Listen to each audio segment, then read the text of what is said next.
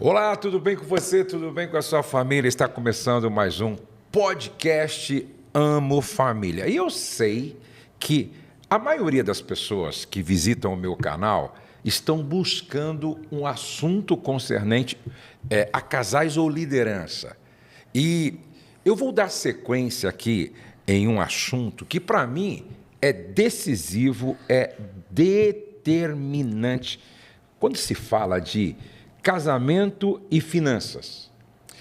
Três perguntas eu sempre faço quando eu vou atender um casal em crise. A primeira pergunta: de 1 a 10, que nota você dá para a sua vida sexual? Porque o sexo tem valor de linguagem, ele é o termômetro do casamento. Como vocês lidam com o dinheiro? Porque o dinheiro também tem valor de linguagem. O dinheiro, a maneira como a gente lida com o dinheiro revela muito sobre o nosso caráter, nossa essência, nossos valores, nossas crenças.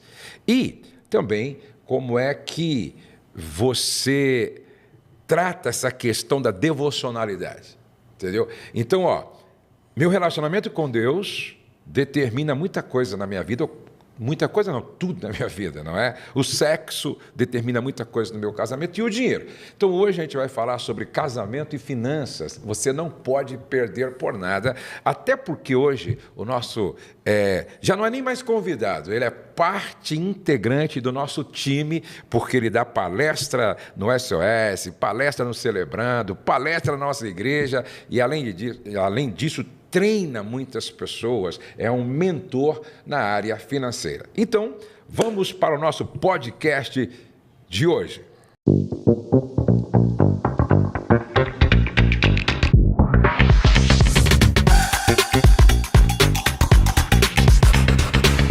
Bem-vindo, Rezende, meu grande amigo, tudo bem? Obrigado, pastor. Estou muito feliz de estar aqui, ainda mais de fazer parte, desse ministério tão lindo e onde a gente vê milagre toda semana, todos os dias. É verdade. O Rezende, ele é um empreendedor, ele é um empresário muito bem sucedido e tem autoridade para falar de um assunto que ele também estuda bastante. Então ele tem a teoria e ele tem a prática e ele tem resultados e ele tem experiência. E é difícil você ouvir alguém falando de um assunto que ele só tem a teoria, né? É verdade, é verdade. A verdade é assim, eu nem aceito falar de um assunto que eu não tenha vivência.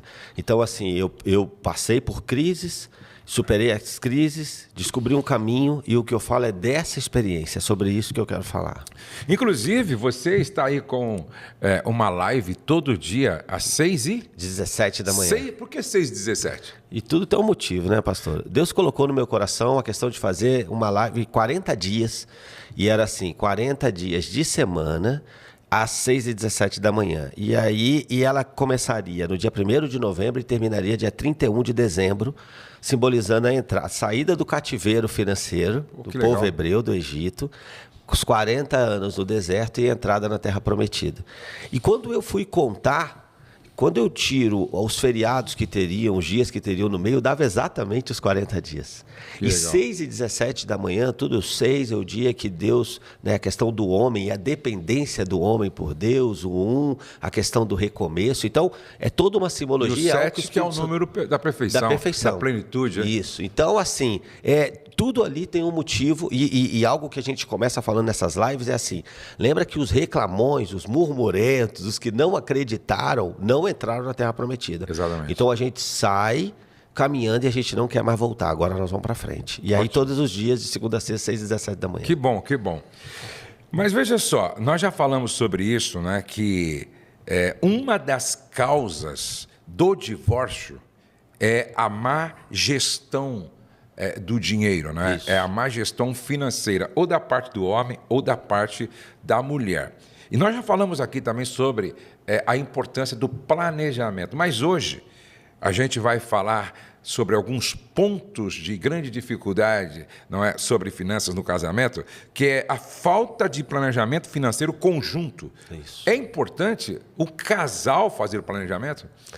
Mas para mim, isso tem que ficar muito claro. Depois que nós casamos, a questão de uma só carne. Então eu não tomo mais decisões sozinhos. O meu sonho precisa ser compartilhado, o meu objetivo precisa ser compartilhado, as minhas dores, e eu preciso exercitar a empatia, eu preciso me colocar no lugar do outro. Então, dali, nós vamos fazer um planejamento e vamos trilhar e vamos ter um objetivo comum para poder alcançar. É essencial. Eu tenho dito com certa frequência que o casamento é uma sociedade. Né? Verdade. Então, quando você pensa em uma sociedade, suponhamos que eu e você formamos uma sociedade para fazer a gestão de uma empresa. Um restaurante, por exemplo. Um restaurante. A partir daí, não tem como eu, em relação à empresa, fazer um planejamento sozinho. Não tem. Inclusive, eu disse até na palestra de ontem, se nós administrássemos o casamento com o mesmo critério e seriedade como administramos a nossa empresa, nós teríamos os mesmos resultados no casamento. É isso mesmo. Longevidade e lucro e produtividade. O grande problema é que a gente não aplica no casamento o que a gente aplica na empresa. E assim, alguns aplicam. O problema é que é uma tragédia no empreendimento e aí é uma tragédia no casamento. Que é... Não é verdade? É verdade. Então, assim, por que boa parte das empresas quebram no primeiro ano? Justamente por isso. Não tem a questão da visão, não tem um planejamento, tem sócio, mas está cada um indo para o lado. Isso. E eu vivi isso, tanto no meu empreendimento quanto no meu casamento. Não foi sempre do jeito que é. Quando eu empreendi meu primeiro negócio, eu e o meu sócio, nós tínhamos personalidades muito diferentes e objetivos diferentes. E aí a gente trilhava um para cada lado. Até que a gente viu e falou, e mesmo sendo sócios em igualdade, tem que ter um cabeça. Sim, porque esse cara é o cara que dá a palavra final. E na época nós conversamos e decidimos seria eu. Que mesmo... é liderança. Se tiver dois, não tem que ser líder. É isso aí. Então, assim, Rezende, você vai ser o cara, então sou eu. A sua palavra tem muito peso, você vai influenciar. E dali nós passamos a trilhar o objetivo. E assim, por mais que eu achasse que ele estava errando, eu não ia dizer isso na frente dos outros. Eu conversava com ele no canto. E no meu casamento não era diferente, pastor. Quantos problemas eu tive, por exemplo, falta de consenso na criação dos filhos. Então a Ana falava uma coisa, eu falava outra, e a gente discutia na frente das crianças. Até que veio a maturidade e entender, não. A gente precisa acordar e a gente precisa ter objetivos, e na frente deles não pode ser assim. Dali a gente leva isso para as nossas finanças. Um objetivo comum, um planejamento comum, e isso foi o que nos levou aonde nós estamos. Muito bom. Até porque, veja só, às vezes, o grande sonho do homem é ele ter uma chácara. Mas a esposa detesta a chácara, Isso. não é? Ou o grande sonho da esposa é ter uma casa na praia, mas o marido detesta cidade praiana, não é? E às vezes está falando de um sonho a longo prazo, Verdade. certo? Mas como é que a gente vai conciliar? Por isso que o planejamento tem que ser juntos. Tem que ser juntos. Entendeu? Tem que ser juntos. Ou então, às vezes, o sonho do marido é ampliar a empresa, se ele é um empresário. Mas o sonho da esposa é um outro. É um outro. Por isso que eu sempre procurei trazer minha esposa para dentro do planejamento. E aquilo que ela, às vezes, com um olhar mais criterioso, porque a mulher às vezes percebe aquilo que o homem não percebe. Verdade. É ou não é? Meu Deus. Às vezes ela tem uma visão de algo que você não percebeu. Aí você fala, não, você tem razão. Vamos mudar então. Vamos mudar o plano, ajustar para um outro objetivo que faz mais sentido. Olha a importância dos dois. Não, toda certeza. E assim, quantas vezes, aí de novo, 23 anos de casado a gente tem agora, mas no começo não era sempre assim. Então, quantas decisões eu tomei sem consultar? Aí eu fui subindo de nível. Aí teve hora que eu passei a consultar, mas aí eu fazia o que eu queria, independente do que ela colocava. E na maioria das vezes que eu saí fazendo, eu quebrei a cara. Então, olha o quanto é importante a gente conversar com a pessoa. Essa questão do planejamento, a gente está falando finanças, mas finança é uma das áreas do casamento. A gente precisa ter acordo e planejamento sobre a criação dos filhos. Esse momento, por exemplo, quantos devocional. Filhos vamos ter, né? Esse momento devocional, de oração. Exatamente. Eu defendo sempre o ideal é que os dois congreguem na mesma igreja. Sim, claro. E aí fica, não, eu gosto dessa, eu gosto daquela, mas na maturidade alguém vai ter que abrir mão. Vai ter que abrir mão. Nós vamos ter que ir para a mesma, a família E a juntos. Bíblia diz assim, olha, poderão dois andarem juntos se não estiverem de acordo? É isso. Como é que vai entrar? Como é que o camarada vai domingo para Batista e a esposa vai para a Comunidade da Graça? Não faz sentido. Não faz sentido. Aí o marido sai com os irmãos depois para jantar para um lugar e a esposa sai com as irmãs para jantar para outro. Isso não vai funcionar. Não faz sentido. Vai funcionar. Então essa questão do aí acordo se haver um aplica. planejamento. E se aplica em todas as áreas da vida. A questão do é importante o casal orar junto. Você falou de fazer as perguntas. A gente sempre faz. O casal está com problema nas finanças, a gente pergunta isso. Como é que tá? Vocês estão orando juntos? Não, é porque eu acordo tal. Gente, nós precisamos entrar no acordo. Exatamente. Tem que ter um momento onde vão orar juntos, vão congregar juntos. E isso tudo, porque, pastor, na maioria das vezes que a gente vê um problema financeiro na família, quando eles não planejam juntos, o que tem por trás é um problema de comunicação que entra em outras áreas da vida. Só falou de sexo. E aí, se você for ver, tem lá um problema também, porque eles não se comunicam bem. Eu sempre digo que quando não há uma comunicação verbal, a comunicação sexual é afetada. Não tem como, né? Não tem. Mas uma outra questão importante aqui são as dívidas individuais afetando o casal. Não é? As dívidas individuais. E esse é o grande problema. Você acredita que um dia uma mulher me procurou e ela disse assim, pastor Josué, eu fiz tantas dívidas sem o meu marido saber, que quando ele soube, eu já estava praticamente já perdendo tudo que eu tinha. Ele fez um acordo com a empresa onde trabalhava e a rescisão não foi suficiente, entendeu? Para pagar as contas que eu fiz. Olha a gravidade disso, né? Não, é muito grave. A gente está cuidando de um casal que está passando por uma questão dessa. E eu tenho situações, às vezes, por exemplo, eu já ouvi dos cônjuges, um dizendo assim, não ajudo mais, já ajudei muito e 2, 3 vezes e se enrolou de novo, então agora é problema dele. Né? E aí, assim, eu digo, gente, assim, a gente tem uma bênção aqui, porque você tem um que é muito bom administrador, é bom planejador, não importa seja o homem ou a mulher, e tem um outro que não, né? A gente tem uma pesquisa, inclusive, o nosso livro que está saindo, tem uma pesquisa que mostra o perfil financeiro das pessoas. Existe um risco quando os dois têm o mesmo perfil e existe um risco quando os dois têm perfil diferente. Um dos motivos de nós estarmos casados é justamente que eu possa me tornar alguém melhor. E aqui tem duas coisas. Eu posso ser empático, entendendo a dificuldade do outro, me colocando no lugar do outro.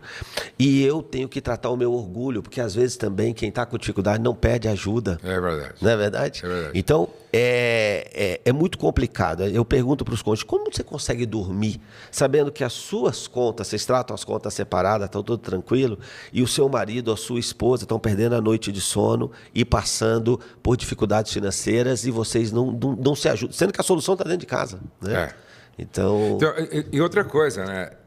Tudo que é feito sem a participação do outro vai ter problema lá na frente. Com certeza. Vai ter. Eu conheço a história de um homem, inclusive esse meu grande amigo já está com o Senhor hoje. Ele, por causa de um câncer, morreu muito cedo. Mas ele era um grande empreendedor, um grande líder de uma grande igreja. Eu me lembro que eu estava no avião viajando com ele e ele disse assim, Josué, sabe, rapaz, eu estou assim meio chateado, estou triste assim com a minha esposa. Eu falei, é mesmo? Você acredita? Eu construí uma casa num condomínio que qualquer mulher gostaria de ter, qualquer mulher, entendeu? Eu construí uma casa grande, não sei quantos metros de área construída, mobiliei. Rapaz, a casa ficou maravilhosa, ficou linda, ficou assim moderna. E eu levei minha esposa para ver e ela simplesmente entrou na casa assim, ela olhou, legal. Não me elogiou, não disse nada. E eu fiquei ouvindo. Aí eu perguntei para ele assim, mas qual foi a participação dela na construção desta casa? Disse, nenhuma. Minha esposa não é visionária, minha esposa não tem bom gosto, minha esposa ela não é ligada à construção, então eu preferia fazer sozinho. Então eu comprei o terreno, mandei a arquiteta desenhar e eu construí a casa. Se coloca no lugar dela, eu falei. Meu Deus. Eu falei para ele assim, cozinha é a mulher que tem que escolher, rapaz. Entendeu? Piso, geralmente é a mulher que escolhe. Na minha casa, eu falei, eu deixei a minha esposa ver o que ela achava melhor. Cozinha, ela que fica lá na cozinha o tempo todo, vou fazer o que é melhor para ela. Você está me entendendo? Aí até eu brinquei, né? Falei, ó, eu escolhi a cor do meu escritório e os móveis do meu escritório, ainda com a ajuda dela ainda, entendeu? Por quê? Porque casa tem a ver com a mulher. Agora, é claro, se junto com a mulher ela fala assim, não, escolhe você e tal, mesmo assim você fala, ó, escolhi esse aqui, o que você acha? Se ela fala assim, pô, é legal. A sua esposa, entendeu? Ela está chateada e triste com razão, porque ela se sentiu inútil. Ela se sentiu só empregada doméstica de luxo. Verdade. Você está me entendendo? Então, ela não deve nem se sentir dona da casa. nem dona da casa. Ela vai estar numa casa e falar, mas eu não escolhi esse piso, pô. Puxa, mas eu não escolhi esses móveis. Pô, eu não escolhi essa cor. Para mim ela seria outra. Pô, eu não escolhi esse revestimento. Para mim era outro. Então eu falei, você talvez, com boas intenções, fez o errado. Se você participasse dos meus encontros, se você participasse dos meus seminários, você nunca faria isso. Exatamente. Então, assim, na verdade, essa casa virou o quê? Essa casa virou um símbolo do quanto ele não ouve ela. Exatamente. Toda vez que ela olhar para esse piso, que ela olhar para esse armário, ela vai lembrar que ele desconsidera. Ela não tem influência sobre o poder de decisão, ou seja, ela não faz parte. E outra coisa, se minha esposa não tem bom gosto, eu preciso respeitar os gostos da minha esposa. Pô. O que é bom gosto? Exatamente, o que é bom gosto? Para mim, certo, bom gosto pode ser verde. Para você, é o pior gosto. É.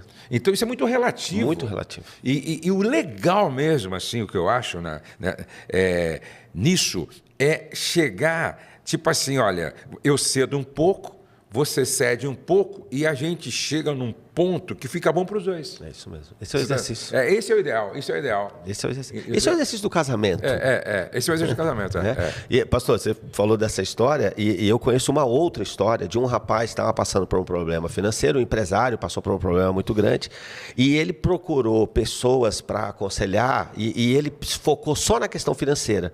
Então, uma das coisas que ele concluiu é que o apartamento que ele já morava há 10 anos, alugado, não dava mais, não cabia mais no orçamento com a crise que ele estava passando, ele precisava mudar.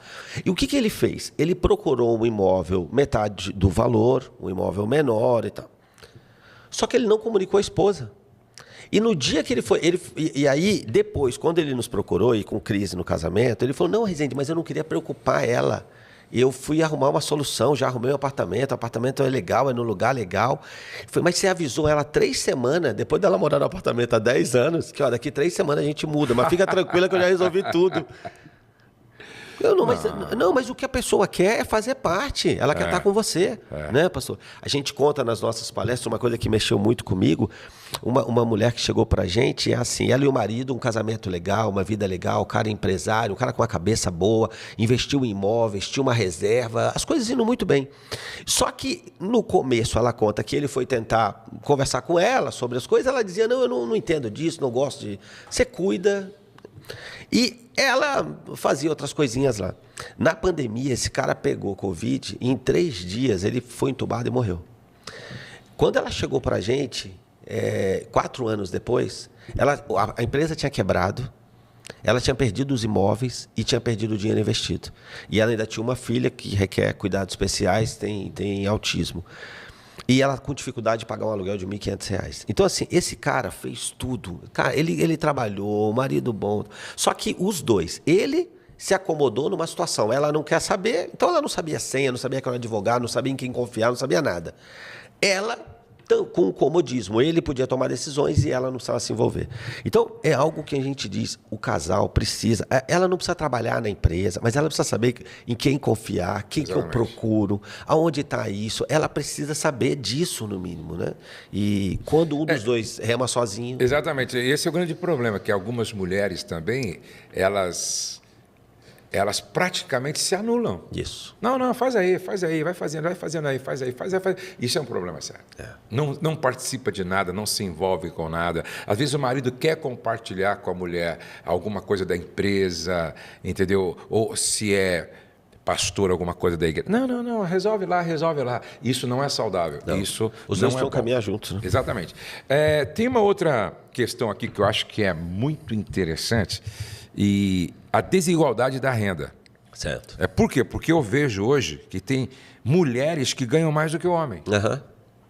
E aí, algumas acham que porque elas ganham mais, elas podem sentar na cadeira do homem de liderança. E alguns homens, se sentindo inferiorizados, deixam que a mulher assuma o lugar que é dele. Verdade. E aí começa o grande problema.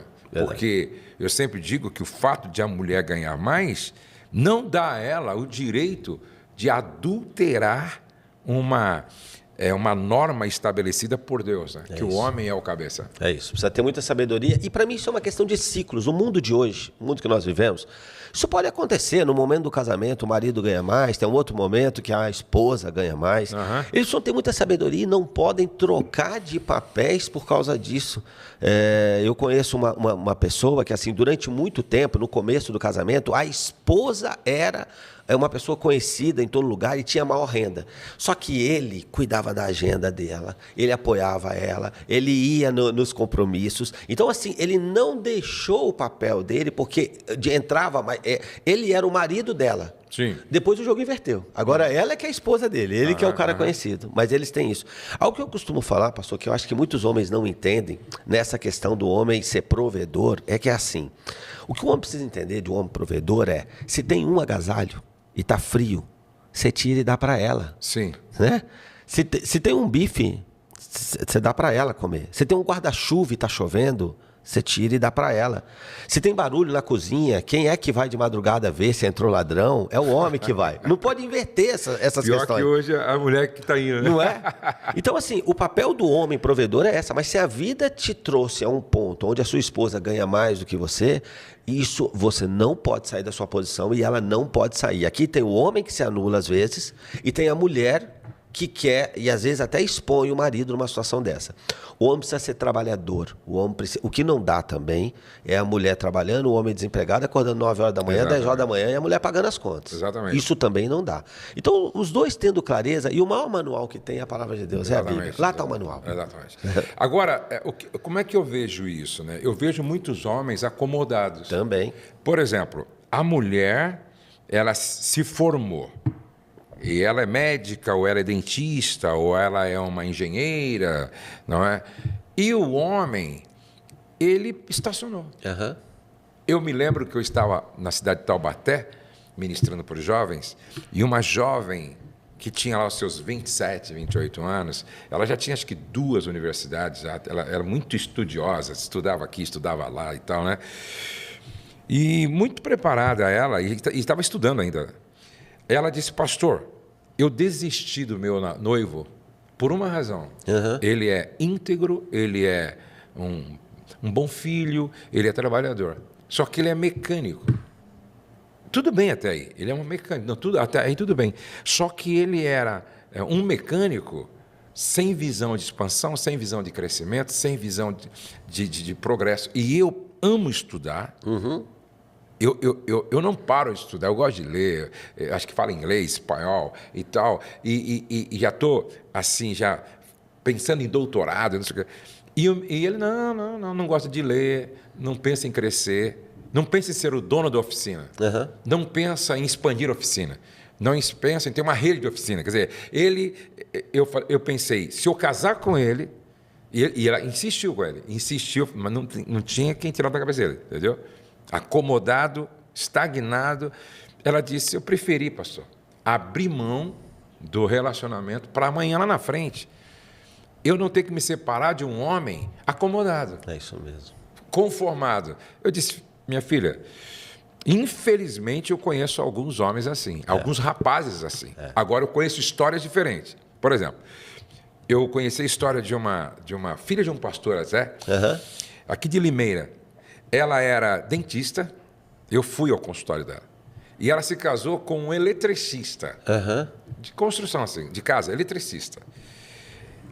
Ele, acho que antes de casar, ele deu de presente para ela a notícia: passei no vestibular de odontologia. Uhum. Ele fez odontologia, ele se formou. E a última vez que eu estive com eles, ele era o dentista líder da empresa deles. Meu Deus. Olha só. Então, esse cara é um cara inteligente, não é? É um cara sábio.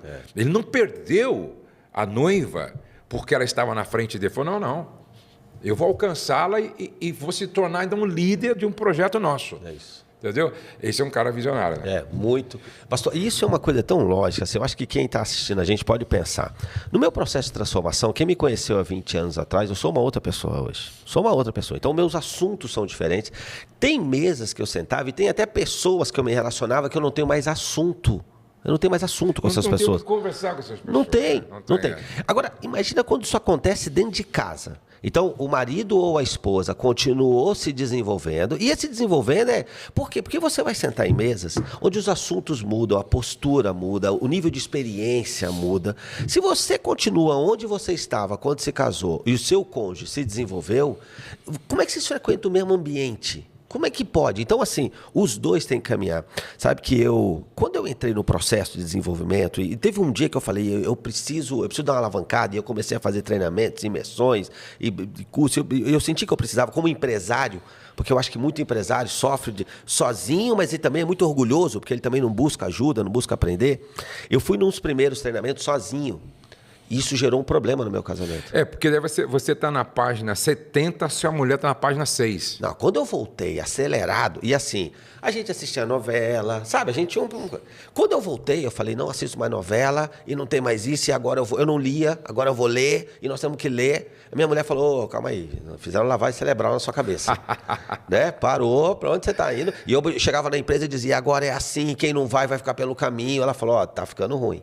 Eu falei assim, tem um outro treinamento, nesse você vai comigo. Aí ela foi. Aí voltamos os dois malucos, os dois esperados. E a gente se acompanha hoje. Quando a gente lê um livro, gosta, o outro passa para o outro. Toda vez eu estou num evento, eu procuro pelo menos esteja comigo. Entenda que água que eu estou bebendo para você entender por que eu estou me comportando infelizmente, assim. também tem marido que não tem essa percepção. Não. Não leva a esposa com ele. E aí é o que eu estou falando, né?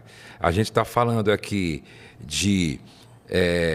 futuro, a gente está falando de avanço tecnológico, a gente está falando do último filme interessante que saiu e a pessoa está falando de assuntos que têm a ver com 30 anos atrás, tentando discutir coisas que hoje já nem existem mais. E aí é o grande problema. E essa moça, e ela falou isso com razão. Eu vou ter problema lá na frente, entendeu? E vai ter mesmo. Vai ter mesmo. Teria, com certeza. Nós ficaríamos conversando sobre esse assunto aqui na Resende por muito tempo, mas nós vamos voltar. Eu estou acordando aqui com o Resende, toda semana a gente deixa aqui algumas instruções na área financeira e nós vamos falar um pouquinho no próximo podcast sobre finanças, sobre como ensinar os filhos sobre planejamento financeiro. Muito bom. Eu aprendi muito com meu pai. Meu pai era extremamente, assim, econômico no bom sentido, pensando a longo prazo, né? A longo prazo. Porque a mentalidade de um bom administrador é do lavrador, né? Isso. Ele não tem pressa, ele semeia e consciente que algumas coisas que ele planta vai ser daqui a 20 anos que ele vai colher. Então, ele pensa a longo prazo. E a maioria dos fracassados na área financeira, principalmente quando se trata de casamento e família, é que eles não pensam a longo prazo. Né? Verdade. São imediatistas. Não, e algo que eu costumo dizer assim, o que a gente deixa para os nossos filhos é o legado. Sim. Então, a forma como você se relaciona com o dinheiro, então assim, gastando menos do que ganha, você tem um padrão de vida coerente, e não coerente ali, porque você, a aplicação, o investimento, ele tem que ser uma conta. O padrão, a forma como você vive, isso é o grande legado que vai ficar para os seus filhos. Exatamente. A relação, porque o nosso exemplo fala muito mais do que as nossas palavras. Exatamente. Então os pais precisam assumir essa responsabilidade. Vai ser esse assunto, então, no nosso próximo podcast sobre finanças e os filhos e quando deve começar isso, certo? Eu falo de uma educação intrauterina, mas quando é que deve começar a educação? Ensinar sobre educação financeira para as crianças. Você não pode perder por nada. Resende, obrigado, viu? Foi muito bom mais uma vez. Uma honra, estaremos juntos sempre que o senhor chamar. E aí, não deixa de visitar também as redes sociais. Está aqui, as redes sociais do Resende, participar das lives que ele sempre faz, porque você sempre vai ouvir uma dica, uma instrução, um ensinamento sobre finanças. Agora pega esse vídeo, manda para tua mãe, manda para o teu pai, manda para a tua família, manda para o pessoal da tua igreja. Tem muita gente que precisa assistir esse vídeo e não deixa de se inscrever no nosso canal, porque isso é muito importante. Antes de sair, dá o seu like. Mas o que você deve fazer mesmo, eu quero que você envie para 3 pessoas o link desta mensagem aqui. O céu não está em crise, Deus está no controle, nós cremos em milagres e a nossa família está debaixo da graça de Deus. Até o nosso próximo podcast Amo Família.